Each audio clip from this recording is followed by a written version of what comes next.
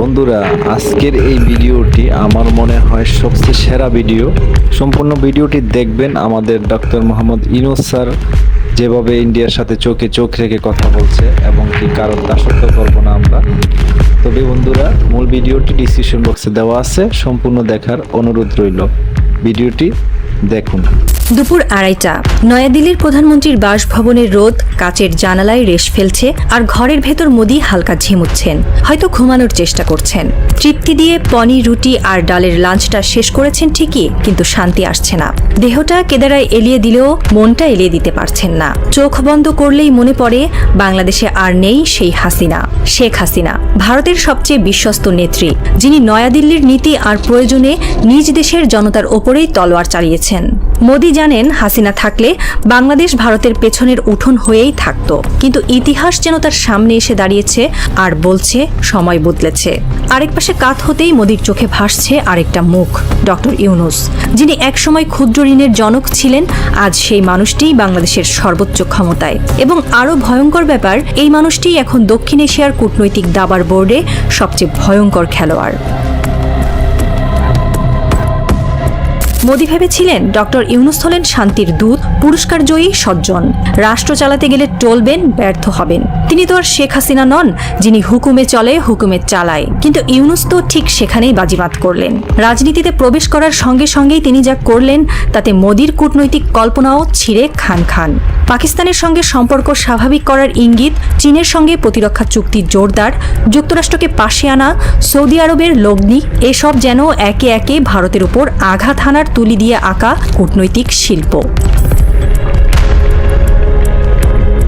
দীর্ঘ 15 বছর শেখ হাসিনার হাত ধরে বাংলাদেশ ছিল ভারতের ছায়ায়। তিস্তার পানি কি আসবে, দিল্লির মুড দেখেই বোঝা যেত।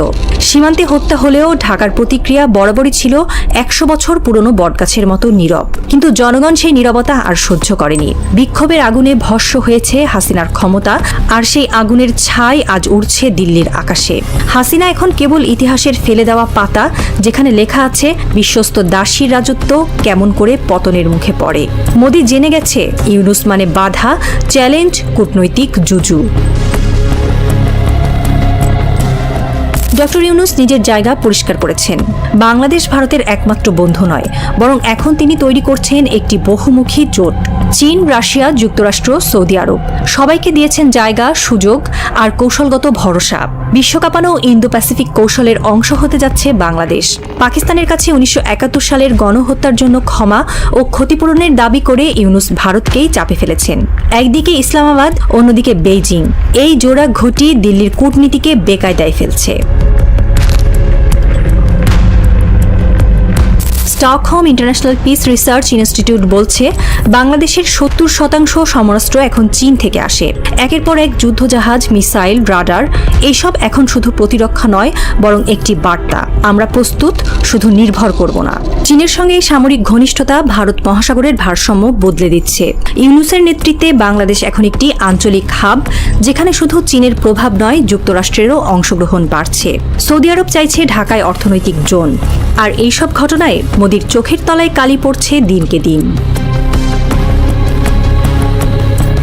তিস্তার পানি নেই, সীমান্তে গুলি চলে, এনআরসি, সিএএ এর কারণে লাখো বাঙালির নাগরিকত্ব প্রশ্নে পড়ে।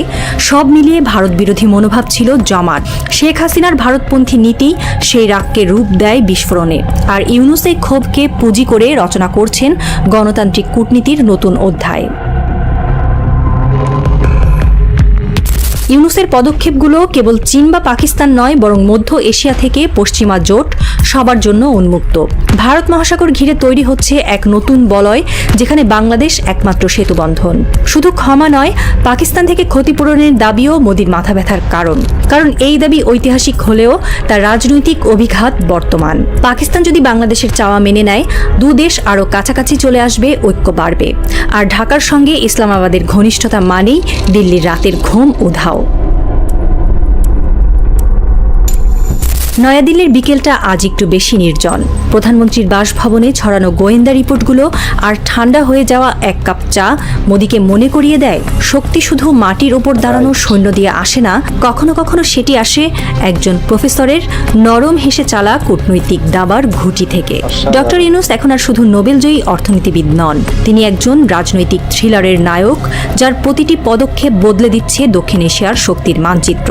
আর শেখ হাসিনা, তিনি এখন শুধু এক পরাজিত অধ্যায়ের নাম, যার পতনের গুঞ্জনই এক দেশের ঘুম কেড়ে নিয়েছে, আরেক দেশের চোখ খুলে দিয়েছে। এই খেলায় জয়ী হবে কে? ইতিহাস বলছে, যে খেলোয়াড় চাল নয় চক্রান্ত বোঝে, সেই শেষ হাসি হাসে।